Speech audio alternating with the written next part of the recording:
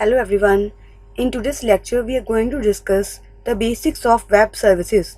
We will discuss what the web services are and how we can create web services. Now, first of all, let's start from the introduction.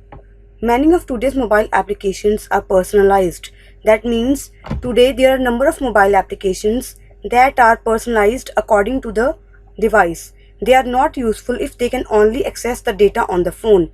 Means the mobile applications are of no use if they can access only the data that is present on phone. Means web services are those services that connect the user to any service that's present on the web server, or you can say cloud, on the internet in any part of the world. For example, sports score, retrieve stock codes, or perform accounting work. The mobile device needs to communicate with one or more server. That means web services are those services that needs to communicate with one or more server to retrieve the current information about that particular thing. The best way to achieve this communication is through web services.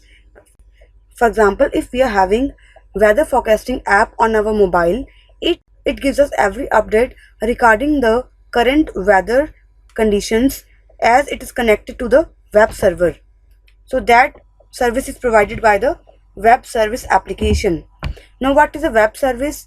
A web service enables two electronic devices to communicate over the internet.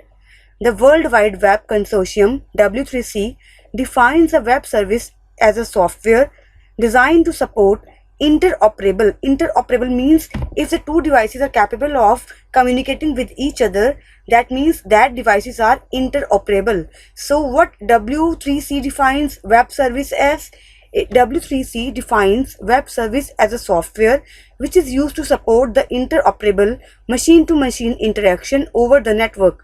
In practice, this means a server is communicating over port 80. Port 80 is for HTTP, that is Hypertext Transfer Protocol, or port 443.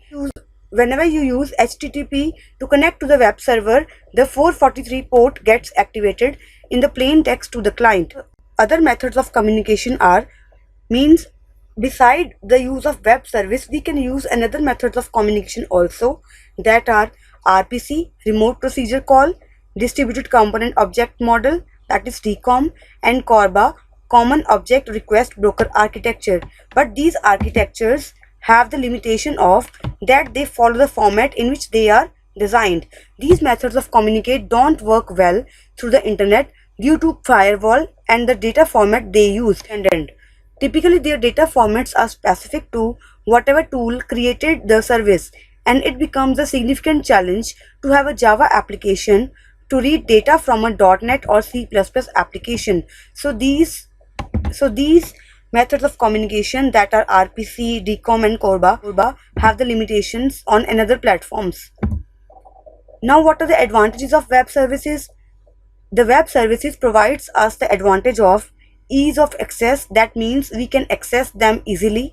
Second is ease of consumption. Now, what is ease of access? Web services are easy to access because they use the same World Wide Web technology such as web browser and web server that power the internet. Why web services are easy to access? Because they use the same World Wide Web, same browser, and same web servers that we generally use while accessing the internet. These technologies have proven to be robust. These are very strong technologies and work great for web services just as they work great for delivering web pages. They have no firewall issues. They use modern programming language to provide a way to provide us web pages and therefore to consume web services. The second is ease of consumption. This means ability to understand what the server is communicating. Web services use plain text for communication. Other technologies like RPC, DCOM, and CORBA that we already discussed, they use the in-memory representation of their object for transmission or for communication. These complexities make it expensive for languages to interoperate with the information. Now, what we have discussed in this session? In this session, we have discussed the introduction of web services. We have also discussed the advantages and disadvantages of web services. In the next session, we will discuss the web service language formats. Thanks for watching this video. See you in the next video.